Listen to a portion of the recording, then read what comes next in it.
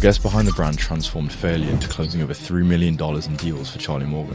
This is why I came out of the gates and I was closing at 28% for Charlie. Was able to close 100K in my first month as a closer for Charlie. After losing his father at 25, he made a commitment that would later reshape his entire life. Training for 4 years in the gym without missing a single day, which led to building the discipline that would later make him an elite high-ticket sales beast. In order to be successful, you have to be extreme. I'd go on holiday and I would change my flight route so that I could stop off, say for example, in Dubai to make sure that I was able to hit the gym. And that comes from obsession. It comes from being obsessed with wanting to improve and wanting to be the best. From appointments added to Charlie Morgan's top closer to now having coached hundreds of business owners, helping them close 50 to 100K in monthly revenue, he's mastered the art of high-ticket sales through relentless drive and obsession. It all comes down to I want to know that my life meant something. I didn't really need that much pushing from Charlie's side of things because I already had so much amped up energy of wanting to do something with my life that when I was given the opportunity, I ripped his arm off, bro. Today we'll look behind his story from failure to making millions, his psychology behind closing 5-figure deals, and why most entrepreneurs fail from not thinking big enough. Jack Roberts. What is going on, Aaron? That is quite the introduction. First and foremost, bro, I appreciate you having me here.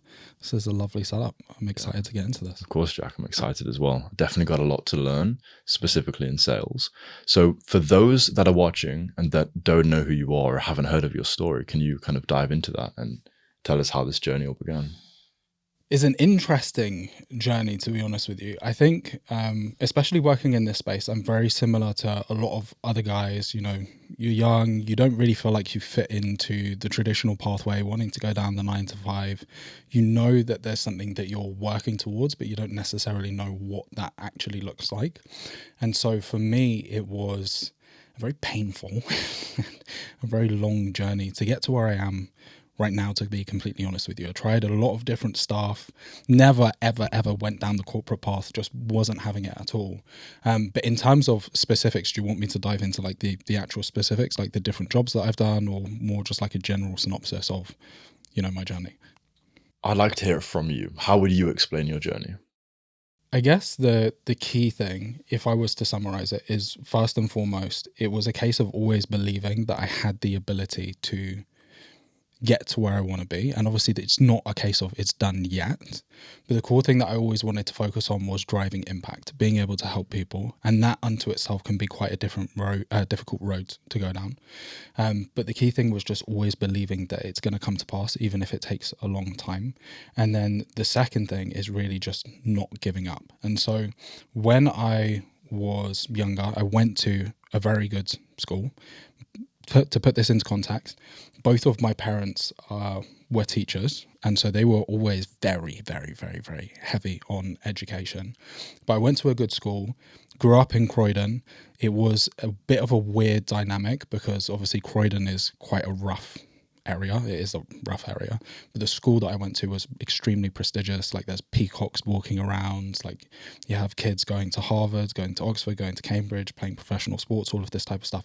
So in that sense, highly competitive, little bit elitist. Like everybody, like a lot of people come from money, like money. Like I'm talking kids in the year below me, whatever, for their birthday, they would rent out a yacht or go to a private island. You step out the school gates, you're now surrounded by gang violence and all of this type of stuff. So I think from a young age, I got caught in that middle ground between the two of wanting to be able to live the kind of life that a lot of the people that I went to school did, but then not necessarily having access to that. And so just constantly pursuing, how can I get better? How can I improve? How can I put myself in the position where, you know, I'm making good money, driving impact, living a good life? Yeah. Did you know early on what that impact was that you wanted to have? Not in a tangible sense. So I have always got a lot of joy out of helping other people to reach their potential. And I think that's part of the reason why I am so good at sales, is because you can feel it. When I am on the call, the level of authenticity and the level of passion that I have around that is palpable and it's tangible. But in terms of the exact vehicle that I would utilize to make that come to pass, I had no idea, like literally no idea. But yeah, I always just wanted to be able to drive impact and help people to do better for themselves. Yeah. So take us back to the earlier days. You told us, and you told me off camera, that you were in university. Can you tell me more about that? What did you study at uni? Yeah, so at university, I studied psychology. I studied at the University of Birmingham, and the way that I got into that is just when I was doing my A levels, I found it to be an interesting subject matter. But I wouldn't necessarily say I was particularly passionate about it, and I didn't really have a objective of what I was trying to accomplish by studying psychology. It was just like I don't know, like I'm supposed to go to university, let me do this thing, let's see how it goes. Like I had a great time, and I definitely did learn a fair amount. But I think as well, reflecting on my overall journey, one of the things that makes me love working in this space, like the info space, is I see a lot of young guys not taking that path that I did of, let me just go to university because that's what I'm supposed to do. It's, I know actually that there's other opportunities available out there for me to be able to start a business, or to get into high ticket closing, or to do drop shipping, or to do e-commerce, or whatever it may be. And to me, that pathway makes way more sense because you're able to get practical advice that you can immediately implement. It's not like you're going and studying for 3 years and then hoping that you're going to get a job that's going to pay you 25 grand. Like you can start making money immediately, start driving impact immediately. So jumping to the present, how much do you think learning psychology at university is transcended into sales? Good question. You may be surprised by my answer, but not a lot. Not a lot. What I really think helped me when it came to sales was the odd jobs that I did on the journey to where I am now. So to give you context, like again, never went down the corporate path, which was difficult because my parents were always pushing me to do that. And I knew that I could because I had a lot of potential, did well at GCSEs, got straight A's, at A levels, got A's, was class president at university. And yet after I jumped out of university, I worked as a carer, which is obviously like a minimum wage job, but it spoke to that aspect of, I want to help people, I want to drive impact, I want to, improve people's situations. I also worked with refugees and asylum seekers as well. And from having those experiences where you're in very high stress situations, when I was doing care work, for example, like there were around 8 times that I came to work. I've been looking after somebody for a month, 2 months, 3 months, 6 months, and I arrive at work and the person's dead, right? Like going through those experiences and knowing how to leverage emotional intelligence and all of these different things, that contributed way more to me being good at sales as opposed to just having my head in the textbook at uni. Yeah. So obviously you're doing really well right now, but tell me about your first ever venture. What was that about? So the way that I got into the online space is, again, it's a little bit messy. It's a little bit weird. So as you kind of mentioned in the monologue, I went to the gym for 4 years, every single day without missing a single day. And that came off the back of my dad passing, etc. And as a result of doing that, I started to build a little bit of a personal brand. I was trying to talk to people about my story, talk to people about, health and fitness, all of this different type of stuff. Realized that I really enjoyed that piece and started thinking about, okay, how can I properly monetize this? Because I had done some influencer work and worked with some brands, but I wanted something a little bit more structured. So I bought Iman's course. Obviously, all of us in this space, we all love Iman Gadzhi because he's like the godfather for everybody. Bought his course, started developing out an agency. It was useful, but it didn't really move the needle in the way that I wanted it to. And then that's when Charlie got in contact with me, and he was selling his course, jumped into his course. Long story short, I was building out an agency in the real estate space, doing lead generation, paid ads, etc. Had done very well when it came to booking appointments. Like my appointment booking rate was insane. This was before everyone was using Loom and using video. Had like a 18% appointment booking rate. But the funny thing was, despite booking a ton of appointments, I really struggled to close. I didn't actually know how to sell. And so part of that came down to obviously just being inexperienced, but the other part of it was I just didn't really care about what I was doing. Like I didn't really care about real estate or doing paid ads or anything along those lines. And so I had a lot of resistance around actually doing the work that I needed to get good. And so the business just didn't go anywhere. Long story short. How did you choose that was the business you wanted to go into? Is it because you saw Iman Gadzhi online, you thought, oh, that looks interesting, let me start that business? Good question. It started out because I was really interested in content, right? Like I enjoyed that piece of being able to be creative. Again, like before I got into all of this, I used to do a lot of music. I've always been someone who's been very creative. And so starting a content agency, like very traditional social media management content agency was like, oh yeah, that sounds sick. Like I can make content for people. And then as time went by, and I realized, okay, there's better ways to be able to make cash. Like you can go down the paid ads route, etc. That's when I started pushing in that direction of, let me do lead gen. I was renovating the house that I had at that point in time as well. So I was like, okay, I kind of understand a little bit about real estate, a little bit. So I was like, yeah, sure, let's just do this. Tell me about how you started working with Charlie Morgan. Good question. So again, as I was saying, like I bought the course, I was blown away, right? Like I cannot begin to explain to you when I jumped into that product. I was like, what the fuck is this? This is absolutely insane. The level of depth that Charlie went into, yada, yada, yada. Very, very impressed. And so the appointment booking side of things had massively improved for me in terms of my agency. Obviously, I had been networking when I'd been in Iman's course, so I knew a lot of other guys who were struggling still with appointment booking. So I was just singing from the high heavens. I was like, look, listen, go and buy Charlie's course, yada, yada, yada. Anyway, long story short, I sent Charlie probably 7 or 8 clients in a very short period of time. So already I was on his radar a little bit. But at that stage, it was very early doors. I was like the 30th client that had ever been signed to Charlie's product. And at that stage, he was still working one-on-one with everyone. So he knew I wasn't really enjoying what I was doing.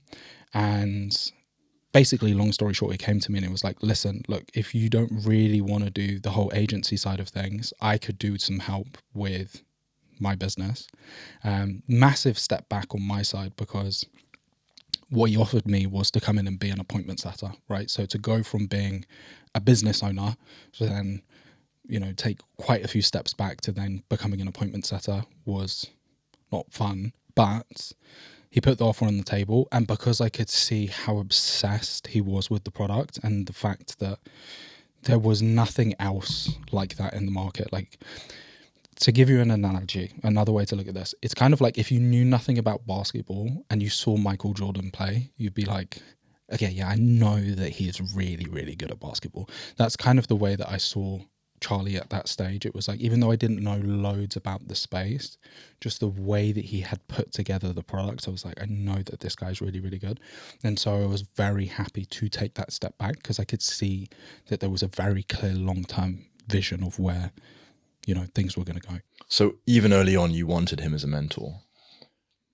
Yes. And you kind of like looked up to him, saw him in his position that he was in, and you kind of took the ego hit of going from business owner to appointment setter because you wanted to follow in the footsteps of Charlie Morgan. Yeah, I would say so. And this kind of comes back to the whole, journey that I've had up until this point as well, because there's so many different angles I can approach this from. The thing that frustrated me the most when I was younger was I knew I had potential. I knew I had passion. I knew that I had the determination and the ability to be able to accomplish something in life, but I just didn't understand how to actually make it come to pass. And so kind of coming back to what you were saying, it was a case of I wanted a mentor. I had always wanted a mentor, whether it was when I was doing the whole fitness thing, or when I was doing music, or when I was doing X or doing Y or doing Z. I wanted somebody who could show me the path and say, look, if you just execute in X, Y, and Z way, you are going to get results. And so when I had that opportunity, and again, you could call it luck, but I did work hard for what I had. When I had that opportunity to sit down with Charlie, on a daily basis, one-on-one for an hour at a time, and pick apart the way that he thinks and why he was able to accomplish X, Y, and Z, like I reveled in that. Like it was fantastic, and it changed the way that I saw, the world and the way that I operate. And I know I'm talking a lot, but just to kind of wrap this piece up, it's also why, again, I love this space, like, because all of the guys that I was talking to when I was on those sales calls, those guys were me. They were me when I was younger, and they know, again, that they have this potential to accomplish great things in their life, and they just want someone to guide them. And so I love this space for the fact that you have a lot of very intelligent people, and you have a lot of very hardworking people just constantly giving back and delivering value to people coming up and trying to make their way in the world as well. So did you find that when you got into sales and you were helping these people, that was you having your impact? That was your impact? Yes. And I even now, I think I have a very unique lens on sales because of this fact. The vast majority of elite closers that I know are very traditional, dominant, A-type personalities, super aggressive, like more lifestyle, wanting to make money, X, Y, and Z. And because of that, often they fall into the camp of being hard closers. Like they will push you across the line. Whereas for me, because I'm operating from this lens of like, I really do just want to help people to accomplish greatness in their life. I don't know where that comes from. It probably comes from, me wanting to have done that earlier on in my life. But yeah, that's the lens that I've always approached sales from. And man, like, especially when I see that I can help somebody to change their life, I get so passionate about it. Like the way that I speak, it just completely changes. Can you explain the difference between selling through logic and selling through emotions? Good question. Okay, so it's more so, I would say in B2C, a lot of the time you're selling through emotion, right? Like you're diving into people's pain points, you're bringing up their family, you're talking about their desires, you're, really, for a lack of better words, like there's a lot of emotional manipulation that's going on, and it does work. And sometimes that is what is necessary to get someone across the line.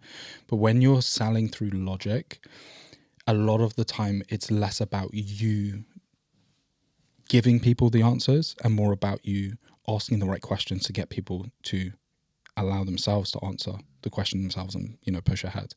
And so that works a lot better in B2B. It works a lot better with experienced buyers. And in that sense, you're pulling the prospect towards the close as opposed to pushing them towards a close. Yeah. How thoroughly do you read the prospect before you try and make any decisions on like which way you steer them down? I mean, I want to know everything. Like when I'm in sales mode, I pay attention to everything. I'm paying attention to your tonality. I'm paying attention to how your tonality changes over the call. And pay attention to how your tonality changes based on me making X statement versus Y statement. I'm paying attention to the words that you're using in your sentence and why you chose synonym 1 versus synonym 2 or 3. I'm paying attention, like just absolutely everything. Different questions. I want to understand literally how you think. Because if I can get myself into the state where I can see the world through your lens, then I can understand what type of questions I should be asking you to push you in the direction that I believe that you should be going. Is this something that you're actively thinking in the sales call, or is it just built into your subconscious that just flows naturally? Now it's something that flows naturally, right? And this is the product of taking 2,000 plus sales calls. It just becomes habitual. It's just like flicking a switch and turn it on, and I'm just paying attention to everything. Yeah. For people that haven't got into that flow state, how do you advise them to get to the point where this sort of thing is habitual in the way they conduct themselves on the sales call? I would say the first thing is be client focused, right? Like if you're able to always look at the call from the stance of wanting to help the prospect as much as possible, then you will start paying attention to everything that is going on because you understand the stakes. And again, I try and explain this to my clients. I've explained this to people I've coached in the past. It is significant. It's really significant, right? Like as a result of you having a conversation with someone, you can change their life forever. And a lot of people don't understand this. It's so powerful. A 1 hour conversation, let's say, for example, I'm selling to you, and as a result of you buying from me or in the past buying from Charlie, that gives you the information that you need. And now you start making 10, 20, 30, 40, 50K per month. It changes your family's life, yada, yada. You view the call from that lens. You are not going to allow the prospect to gain control over the conversation. You are not going to make silly mistakes and fuck up when you shouldn't because the stakes are so high. The second thing that I would say as well is you have to be intentional when you are speaking. You want to move people. You need to be entertaining to listen to. And so when you're on the call, you're always being intentional about what it is that you're saying and where it is that you're trying to take the conversation. Is it that I'm saying what I'm saying because I want to engage you more? Is it that I'm saying what I'm saying because I want to get more clarity on what you're talking about? Is it that I'm saying what I'm saying because to an extent I'm setting a trap for something that I'm going to say, 2-3 minutes down the line so I can shift your perspective? Last thing that I'll say on this front is the beautiful thing about sales is at the end of the day, it's just communication, right? And all that we do all day is just talk to people, regardless of whether you're at work or whether you're talking to your missus or you're talking to your friends or you're talking to your family. And so if you can, again, just be intentional in what you are doing on a daily basis, you're always able to improve at sales. You shouldn't be looking to just improve at sales when you're on your sales calls or when you're doing sales role plays. Like, you can improve in the conversations that you're having on a daily basis. So if you can get those three pieces in alignment, I feel like it's quite easy for you to make a lot of progress when it comes to, high ticket sales. You spoke about control. How do you maintain control of a sales call? Okay. That is nuanced, right? Because there's loads of different aspects of what control is. Control is me controlling the conversation. Right now, I am not controlling the conversation. You are controlling the conversation because you're the one that's asking the questions. And so that's one piece. When I'm on a sales call, I always want to be in the position where it feels like to the prospect they are in control of the conversation, but actually I am the one that's controlling the conversation. So I can push the conversation in the direction of the close. The other aspect is emotional control, right? So this is me not getting frustrated with the prospect if I'm not closing the deal fast enough, or they have tons of objections, or maybe they're being a little bit of a dick, or whatever the situation may be. That's my own internal locus of control. Beyond that, then there's also controlling the frame, right? That's your belief that you shouldn't buy this because you're in a state of fear, or maybe you don't have as much capital as you would like to do this in a comfortable way. And then there's my frame of, no, irrespective of those things, it's more risky for you not to make a decision, and therefore you should move forward. So there's lots of different nuances to sales. And again, I know I'm talking a lot, but just to explore this in a bit more depth, this is one of the biggest things that I learned from Charlie is, if you want to develop expertise, you need to look at stuff from a first principle standpoint. And that's really stripping it back to the basics, using Socratic reasoning, all of these different things, because then you're not relying on scripts, or you're not relying on, frameworks or whatever. You're able to embody. What are the core first principles of sales? For me personally, first thing is being client focused. Like, if you're able to get that one thing right, like let's say, for example, in terms of XP, you maxed out your XP on being client focused, everything else will fall into place. This is why I came out of the gates and I was closing at 28% for Charlie. Was able to close 100K in my very first month as a closer for Charlie. So did you start in sales always being client focused? Yes. Tonality was on point. Reframes were on point. Questioning was on point because I cared, right? Like I wouldn't, even keeping my frame was on point. Like all of these different things, it stems from that. But beyond that, in terms of other first principles, if you want to be great at sales, get great at asking questions. Understand that there's so many different types of questions. There's internal questions. There's the question that you ask yourself in response to what the prospect is telling you, right? And whether or not you actually think that that's accurate or not, aka being discerning. There's clarifying questions when the prospect says something and perhaps you don't understand what they mean, so you seek more clarity. There's strategic questions where you're setting up, 3, 4, 5 different questions in a row so that you can go about reframing their perspective. Get good at questions. Another thing is active listening. It's pay attention to what is going on. Why did the prospect say that? Why did they use that tonality? Why did they use that verbiage? You have to be so diligent. And the reason why is because high ticket sales is not like traditional sales, right? Traditional sales, you can have a week to close a deal. You could have a month, you could have a quarter, you could have a year to close the deal. In high ticket sales, you have 1 hour. You have met somebody for the first time and you have 1 hour to turn that stranger into somebody who feels comfortable enough to give you 10, 20, whatever grand. And so you have to pay attention to everything. Everything you do and everything they do matters. How was learning sales as a skill impacted other areas of your life? Massively, man. Like, I don't argue with my missus at all because of the fact that we have solid communication. I'm always trying to understand her perspective first, yada, yada, yada. In terms of representing myself and knowing how to speak to other people, be compendious, be concise, be able to move people, that's massively helped from that standpoint too. From the perspective of being able to break down problems, right? Because at the end of the day, sales is just problem solving. Like you're picking apart a problem and then finding a solution. That's helped as well.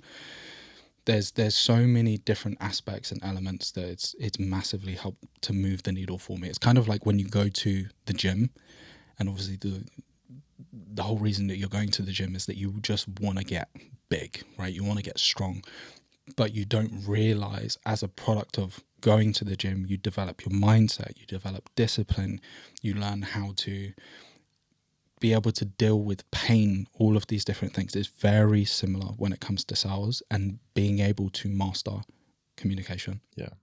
So talking about the gym, so you had that phase of your life for 4 years straight. You didn't miss a single day in the gym. Tell us more about that. It's interesting. Yeah, it was a really dark period of time in my life because this was before I had found a level of confidence in myself that I could accomplish things. I'd always pick something up and put it down, pick something up and put it down. And then when my dad passed, I realized that I was on my own, right? Like I am now the man of the family. And I don't just mean my immediate family. Like I am the one that is going to carry the family name moving forwards because there's no other guys, even in the extended family, other than me.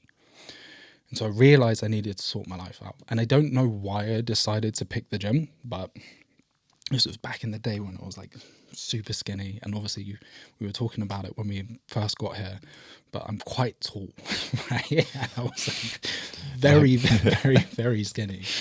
And so I kind of just wanted to flash out a little bit. So I decided that I would go to the gym every day for 90 days without skipping a day, just so that I could develop discipline. And I did that. And then it came to the end of the 90 days and I was like, okay, might as well continue. This seems to be working out well. Got to 180 days. And long story short, it was just a vehicle for me to be able to push myself, for me to be able to hold myself accountable, for me to be able to be disciplined, for me to be able to engage in self-development. And obviously I took it to an extreme, but I think for a lot of guys, especially in this space, like the gym is one of the first stepping stones that they take to understanding, again, from a first principle standpoint, all of the different elements you need in order to be successful. Prime example is you are more likely to be a millionaire than you are to have a six-pack. And so if you are able to dedicate yourself consistently to going to the gym, taking care of your diet, yada, yada, yada, like at least again for me, it kind of set me on the right path. Yeah. So or you going to the gym for 4 years every single day, did that, or would you say that literally led to you going into business? Like the discipline that you built from that was the core fundamental or keystone that you built your businesses off? I would say so. I would say so. I mean, I do think that I could have gone down other paths and other avenues, but in terms of setting the foundations correctly, 100%. Because also it gave me confidence that I can make a lot of progress. Because like I took the gym serious. At my peak, I was in genuinely like competition level shape, But beyond that as well, it made me a bit of an outlier, right? And what I mean by that is not in the sense of being in shape. It's just weird.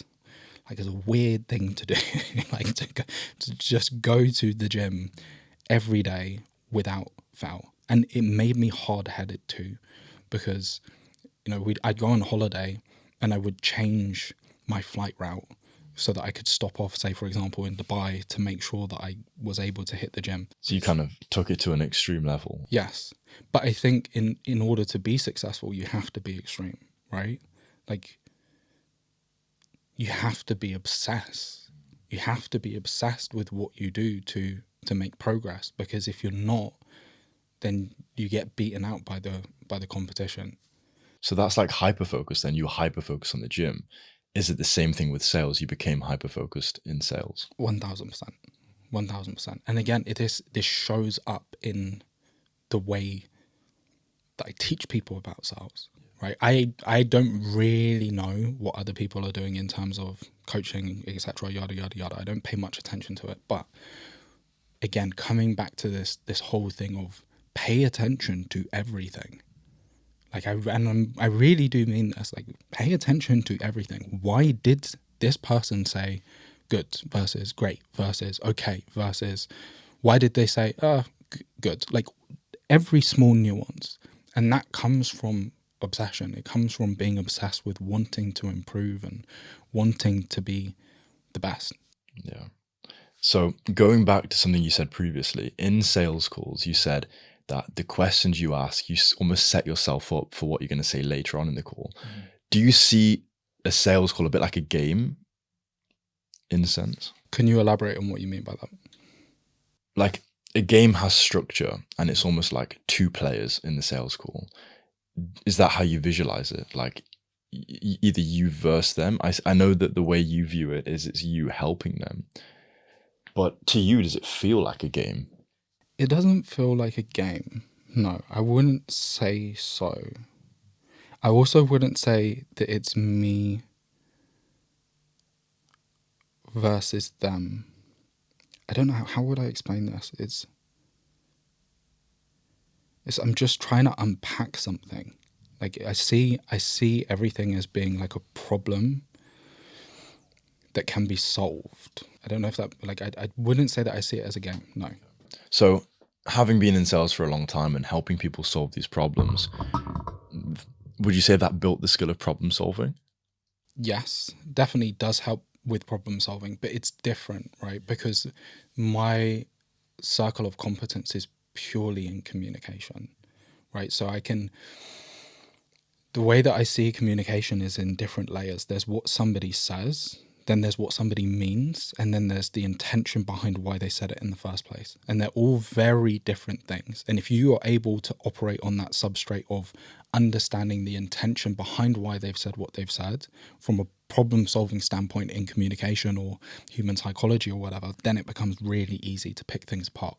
But for example, coming from being Charlie's closer to now going back into business, yes, it's helped having those problem solving skills, but more technical stuff where someone who's really well versed at paid ads or service delivery or whatever it might be, they would have a different lens on problem solving. And so in that sense, yes, it's helped with problem solving, but there's still obviously like a lot to learn from a business owner's perspective. So you worked for Charlie for a while, right? And you closed over $3 million, which is a lot of money. That, as you mentioned, takes an extreme level of obsession. How did working with Charlie get you to the point where you were obsessed with his business, wanting to close with him and working with him? Again, it was just the impact, man. Like, like you can go to his website and you can see what he's done, right? And I could see that from very early on is if I am in this company, I get to scratch that itch of I can change people's lives. That's all I ever cared about since when I was a kid. Like I just wanted to know, ultimately, I guess, in terms of like a drive vacuum standpoint, it all comes down to I want to know that my life meant something. I want to know that, you know, if I die today, that at least I did something of use with my life. And so I don't really need that much pushing from Charlie's side of things because I already had so much amped up energy of wanting to do something with my life that when I was given the opportunity, I ripped his arm off, bro. Like, again, I started off as an appointment setter, broke the company record in my first month, right? Then he was like, oh, we're getting so many calls. We need to hire some closers. I didn't have any closing experience, but constantly I was on his case being like, put me in the game. Let me close. Like, let me close. And that's how it went the whole time from me then becoming a closer, even though he didn't really want to put me on the calls, to me closing 100K for him, again, because I wanted to prove myself, to then becoming the sales lead, the sales manager, the sales coach. It was just constantly like, I want more. I need more. I need to do more. Yeah, climbing up the ranks until now where you've moved away from Charlie as a closer and you're running your own company, iCloseCapital. Can you tell me more about that? Yeah, bro. So, I mean, it's me working with business owners, coaches, consultants, helping them to understand the nuances of sales. Because again, I see how frustrating it is for a lot of these guys. It's hard. Business is really, really tough, man. Like, you're completely dedicated to your business. But a lot of these guys, they're booking appointments and they're losing out because they don't know how to sell. And so it's fantastic now being in this position where I can have more ownership over the outcome. Because that's kind of what happened with Charlie was, one, I felt like I'd gone as far as I could go with the business. And two, I wanted selfishly to just be able to claim, you know, the outcome a little bit more. And so it's sick. Like I've helped, I don't know, maybe 10 business owners at this point in time to, you know, absolutely crush it with their business, hit multi 7 figures, all of that type of stuff. So yeah. Yeah. So having looked at iCloseCapital, one of like your statements is becoming the best of the best. So not just like general sales or anything. It's about taking it to the next level. What do you do differently that allows you to teach people to become? It's depth. It's depth. It's the same, again, from working with Charlie, I saw this. There's two camps in the market. There's people who are in this for lifestyle and for money, and there's people who are in this to be the best, right? Like, there's sales trainers in the market who will spend, I don't know, like maybe their whole objection handling module could be an hour and a half. That's insane. That is insane. What are you talking about? And you're charging somebody $8,000 for an hour and a half? What the fuck, right? It's the depth. It's on, say, the fear objection, spending 2.5 hours unpacking where does that come from? If this situation, do this. If this situation happens, do this. It's, again, just understanding things from a first principle standpoint. Yeah. So jumping more into the frameworks that you have, again, I know you mentioned it's very in depth, but I guess this normal framework of rapport building, discovery, like, pain, and then moving on to actually closing the deal. So this like generalized framework.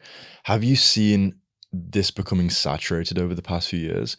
And if so, how has that had an impact on like yourself and just sales overall?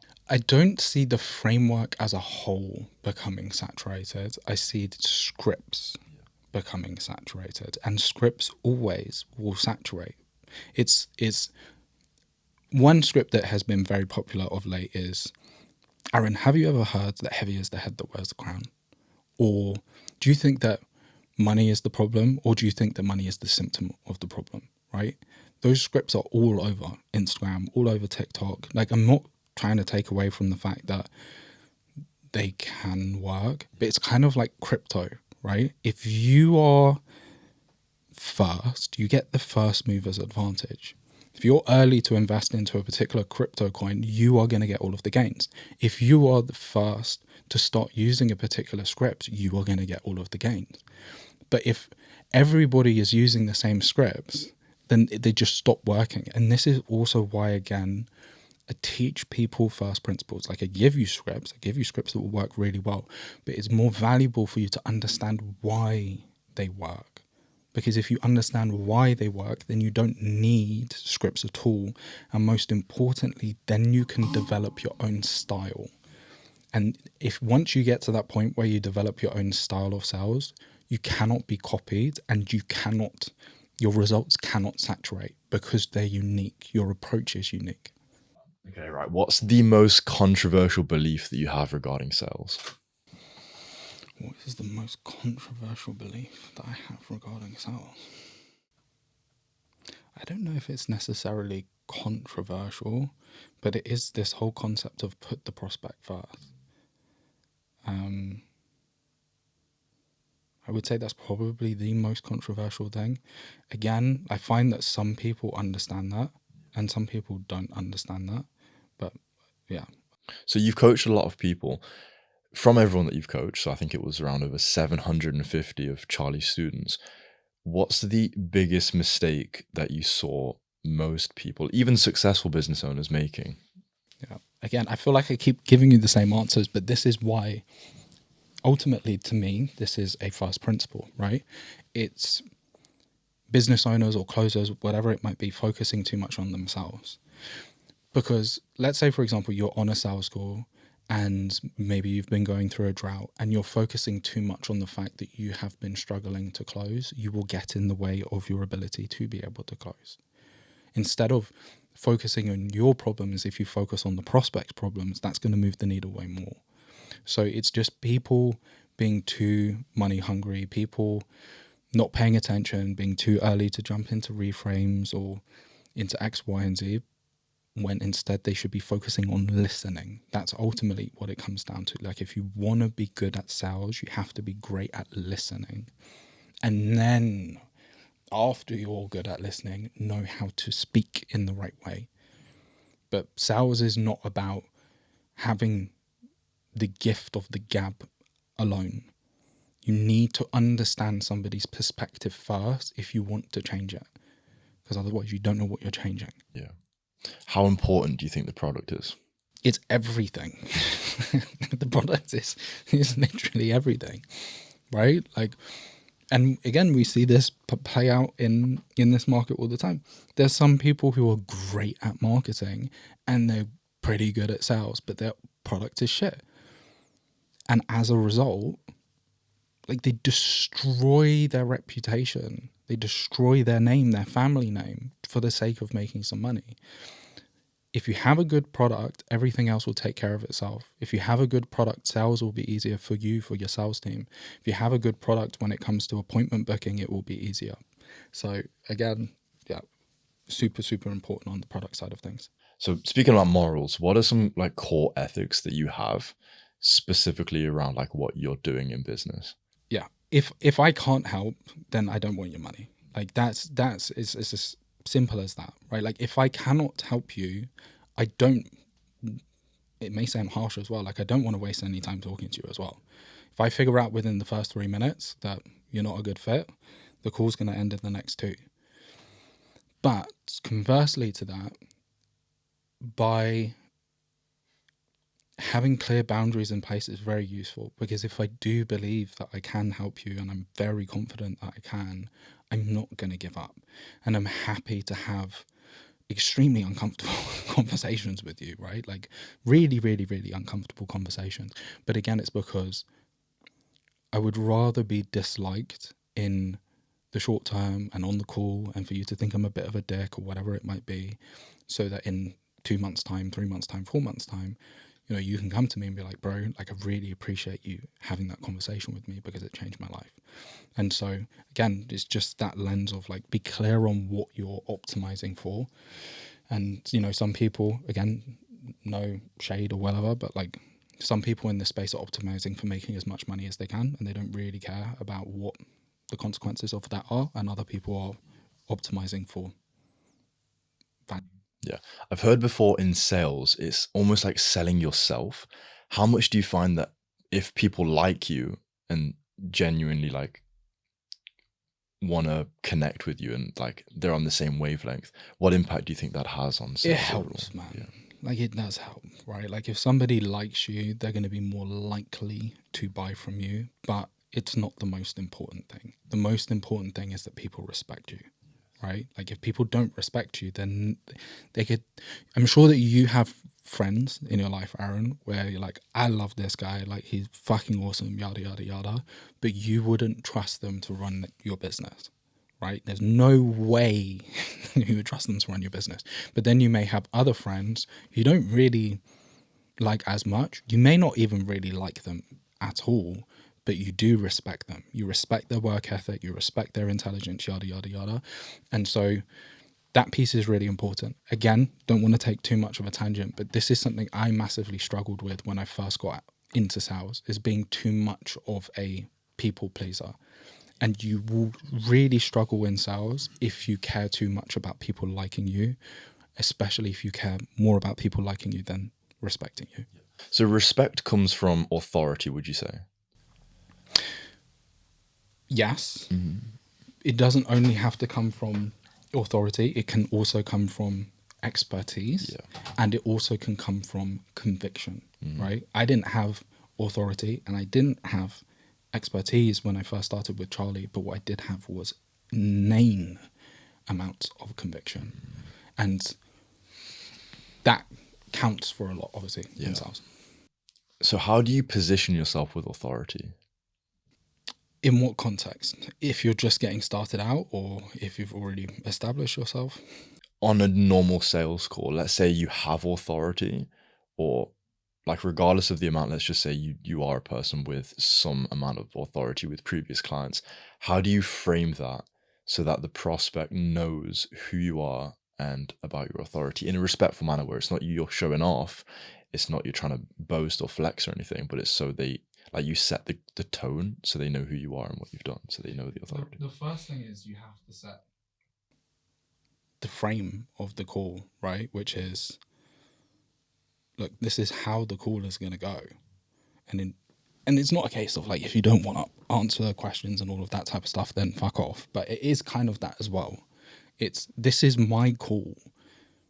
This is my structure. You're here because you want help from me. That's another piece, is you came to me. Even if I called you or I sent you a cold email, you are the person that has the problem and I am the person that has solution. So it's understanding that dynamic. And I know, again, this is where it's kind of difficult, because some people are looking at it from the standpoint of, well, yeah, cool, Jack, but they're the person that has the money, right? But if you are good at what you do, the returns are seriously outweighed in the favor of the prospect. Someone pays you 10K and then you help them to make 100K consistently on a monthly basis, you have been severely undercharged. So it's just understanding your value, I think, is the key way that I would simplify it. Is you have to understand the value of what it is that you bring to the call, and understand that you genuinely are in the position of power because someone has a problem, and the only thing that they have to offer you is just cash, and cash is easy to find.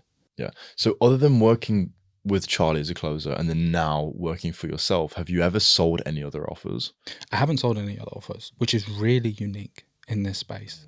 But I knew after I worked with Charlie that I was never going to work for anyone again. Like I had, as soon as I handed in my notice, I had people asking me if I wanted to go and close for them, like the biggest names in the industry. But I was done with it. Like I knew that I wanted to do my own thing. Again, it's very, as I said earlier on, like lucky, but also not at the same time. It wasn't luck. Like for me, first time that I ever closed, like I ended up closing for Charlie Morgan. Like I know a lot of people would dream to be able to close for an offer like that, but it's not luck because I started out at zero and the business was not what the business was now, right? The company was making like 40K. So I played an integral role in helping to get it to where it is. What do you see for the future? Good question. Again, I just want to double down on driving impact, man. Like help more and more and more and more people. But long term, I don't know, bro. Like I don't know if I will be in sales forever. I like exploring and doing different things and trying different stuff. So it wouldn't surprise me if in 10 years time I'm in a completely different industry, trying to master something else. Yeah. What's the lifestyle like getting into sales? Because if there's people watching this that maybe are getting into becoming a closer or they want to live like the laptop lifestyle, can you tell me what that's like with? Yeah, it's a little bit of a farce, right? Like you're sold the dream of, especially in high ticket sales, you're sold the dream of, hey, look, bro, you'll jump on to 2 calls a day and then you'll be able to, just travel around the world easily. You're going to be making 10K a month. Life is going to be sick. It's like, no, not really. There are some offers. There are some, very, very few where you will get that, right? But you're going to have to be selling a product that's like 20, 30 grand. For you to be able to sell that kind of ticket price, you're going to have to be very, very good at sales. Sales is tough. You should expect that you're going to be taking, I don't know, like 8 to 10 calls on a daily basis, that you're going to be working at least Monday to Friday, if not Monday, and then half of Saturday. But you will earn well and you will network well and you will develop a lot of skills and you will develop a lot of expertise even outside of sales unto itself. It will improve your lifestyle, etc. But, it's not the way that people sell it online, and that really annoys me as well, because like people are just lying to you to get your money, but it's not that you're going to take 2 calls a day and make 10 grand plus. What about routines and habits? Really important, right? Like you need to be at the gym, you need to be eating well. One thing actually that I do want to touch on, which maybe this is not my most controversial opinion when it comes to sales exclusively, but when it comes to the info space, this is probably my most controversial opinion, is staying close to your day ones. A lot of people that I know are like, once you start doing better, get rid of all of the friends that you had when you were on the come up. Like, well, you have your friends that like partying, all of this type of stuff that's not conducive with you getting to where you want to be. I don't agree with that, right? Not in a nuanced sense. The industry that we work in is tough. It's really stressful. There's a lot of hardships and difficulties that you need to face consistently on a daily basis, overcome them to be able to make progress. And I think it's really important, especially in sales, that you're balanced, because what you're doing is you're constantly pouring from your cup. You're giving away your emotion, you're giving away your energy. And I think when it comes to a social life, especially with, the people who helped you to an extent to get to where you are now, like, make sure that you're socializing, make sure that you're spending time with people that you love, you're having that downtime, you're not working all of the time. I think one of the biggest questions that I want to ask, and I think is going to be the most important one, especially since you're very impact focused, if you were wiped off of the face of the earth and you could only leave one message behind, what would that be?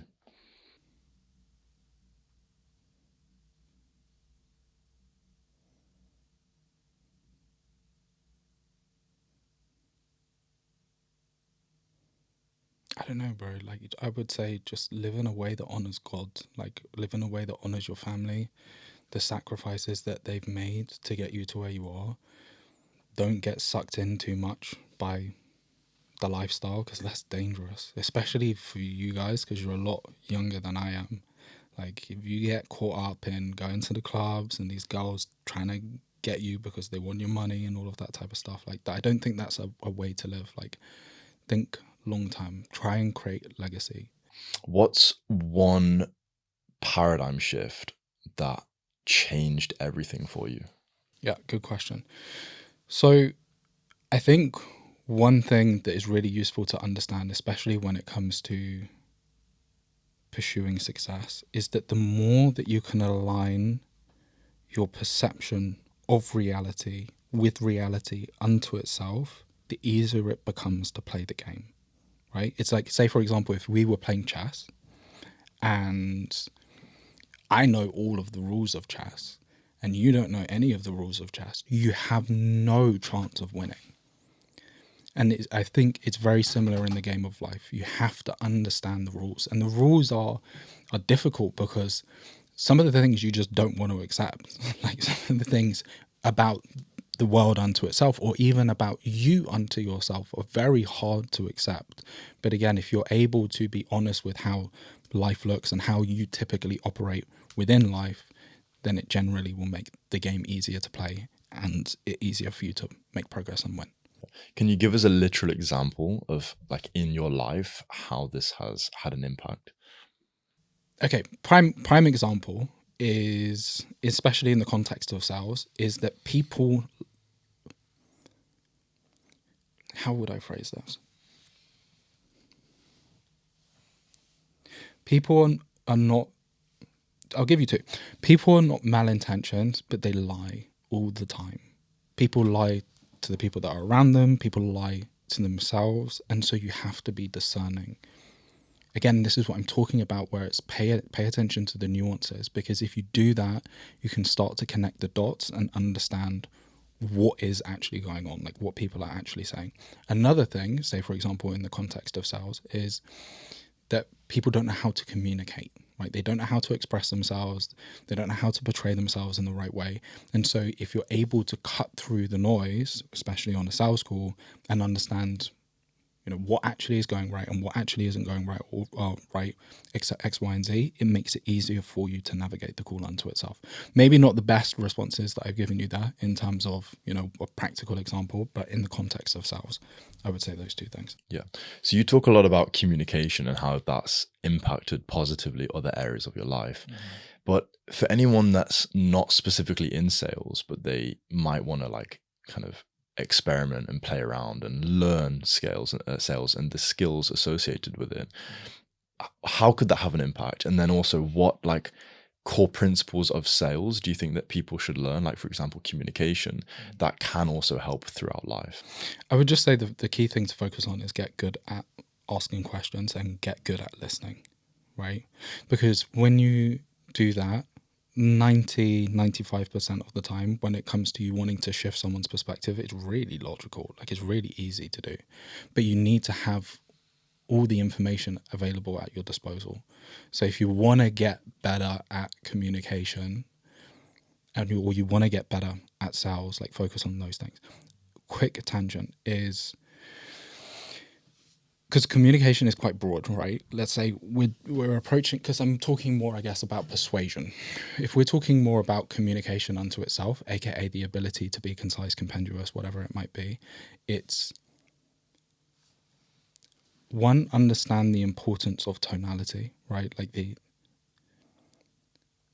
there's more information conveyed in the way that something is said often than what is said unto itself. It's two, be comfortable taking your time to explain something, right? And what I mean by that is, if you're not clear on exactly what it is that you're going to say, it's better for you to pause for 2-3 seconds than to constantly use ums and ahs and whatever it might be. How did you get so good at communication? Did you do things actively to improve the skill, like learning, or was it mainly through experience or ability? It was through experience. In terms of language as a whole, So again, as part of my journey on trying to find a pathway, I used to do a lot of music. I used to do rapping. I would do freestyles, and I'd like actual go to shows, have like 300-400 people there. Before I jump on the stage, I tell everybody, send a random word to this Twitter handle, whatever it is, and I'm going to do a performance, and I'll incorporate your word into the freestyles. So I was interested in communication from that standpoint, and how, you know, different words would fit together and how that would change the meaning of them. But most of it has just come from taking sales course. Like, have you purposely done anything like improving your vocabulary to improve your communication? No. I would say that the thing that I have been most intentional about is the emotion behind the word, right? Like the emotion behind what it is that I'm saying. That counts for way more than the verbiage a lot of the time. Because if you can, especially when it comes to persuasion, if you can get somebody to feel what you are saying, then you can get them to take action. Logic doesn't always get people to take action, but if you can get the emotional piece in place first and then tie the logic in. So when you say the emotion behind the words, you mean through the tonality? Correct. Can you explain more about tonality? Because obviously in sales, that's like everything. Yes. Yeah. So, I mean, there's your pitch.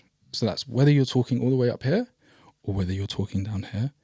There's the cadence, which is, you've probably noticed in this podcast, there's sometimes when I'm speaking really quick, and there's sometimes where I'm going to slow it down and I'm really emphasizing a point.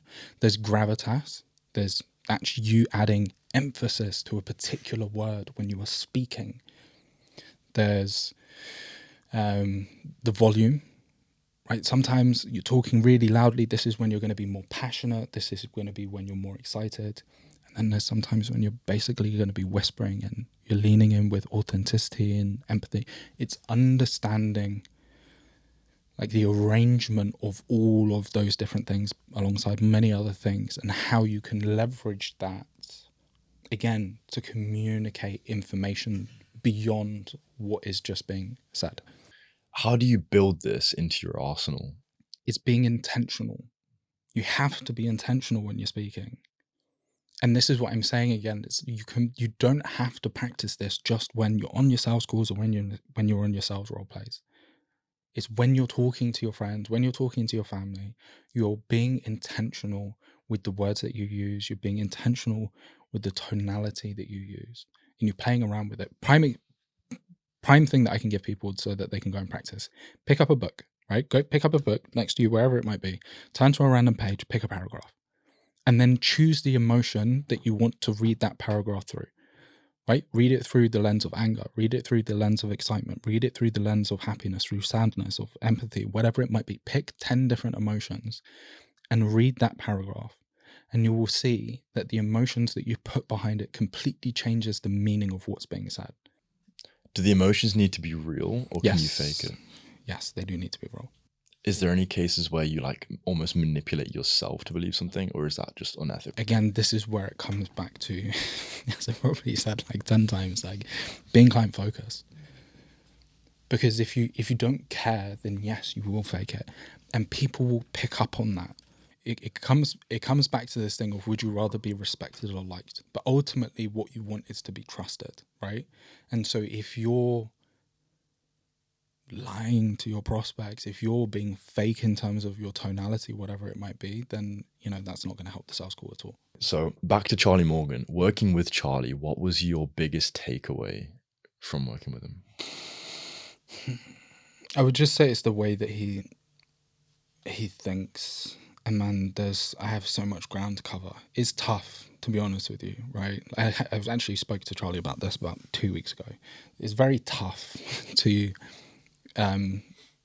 work under him, because of he's ahead of the game, man. Like, he really is. Like, he's not in the position that he's in by chance. He works so hard. The way that he sees reality is very, very different from most other people. But the biggest takeaway that I did get from him was the paradigms, was the lens that he looks at life through. So Jack, this has been Behind the Brand. Yeah. It's been a pleasure having you. Yeah, bro, I appreciate it, man. It was absolutely fantastic.